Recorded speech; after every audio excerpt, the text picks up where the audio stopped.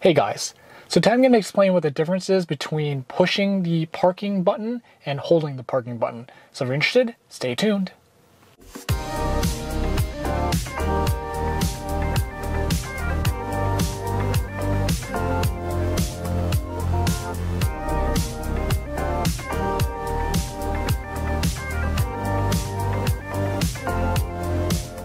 So I see online from time to time that there is some confusion between pushing the parking button and holding it, and if there's any difference between doing that.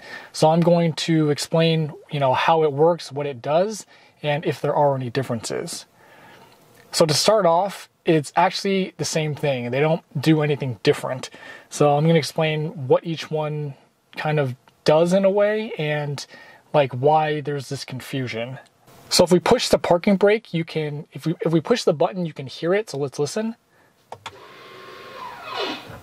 So that's the parking brake being engaged. And so what actually happens is there's an electronic actuator motor. And what it does is it turns this screw drive and applies pressure to the caliper, which in turn applies pressure to the brake pads, which grip your rotors. And that basically, keeps your car from going anywhere because it's holding the wheel, and, gravity can't do its thing when the brake pads are holding the rotor and the car is in place. So that's what happens when you hear that noise, the actual parking brake engaging.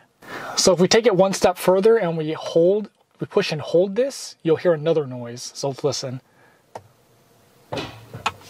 So if you hear that little thunk noise, basically what that is it is the, well, first you'll see that the parking light now comes on, which is sort of confusing, and I think that's where there's some confusion as to pushing and holding. So only when you hold the parking brake does this light come on. Not really sure why Tesla designed it that way rather than when you just push it. I feel like the parking brake should come on in that situation as well, but that's not the case. It's only when you hold it. But know that they are doing the same thing. So the thunk noise is basically the electric actuator motor reapplying or trying to reactuate the parking brake. But since you already put it in P, it's not really doing anything. It's just making that noise to try and re-engage something that's already engaged.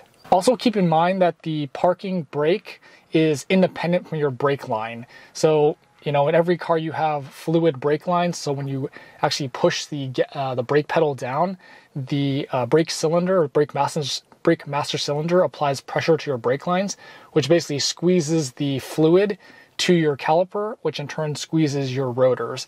And so the actual parking brake here is a separate line and it's independent. So that way, if there's an emergency, you can basically still stop the car without your brakes. So a situation would be like, let's say one of your brake lines has a leak. So when you're pushing the brake pedal, there's fluid leaking out of your line, and so instead of that pressure being applied to the caliper, the fluid is basically just squirting out of the line instead, rendering your brakes basically useless. So having the emergency brake here is another reason why it's independent. And so basically a situation where that would happen is, let's say you're just driving down the road, you push your brakes and it's not doing anything.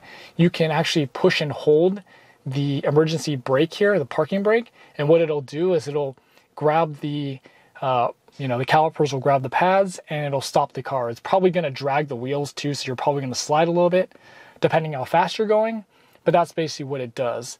Now, another way you could do this too, if you have more room, so if it's not like, oh crap, a light is coming up in like 50 feet, I need to stop right now, push and hold, and the calipers grab the rotor and basically the car just slides and stops. So if you have more room where you can actually kind of gradually slow the car down, what you can do is push and hold, release, push and hold and release, push and hold and release. And basically what that'll do is it'll basically grab the caliper and the pads will grab the rotor.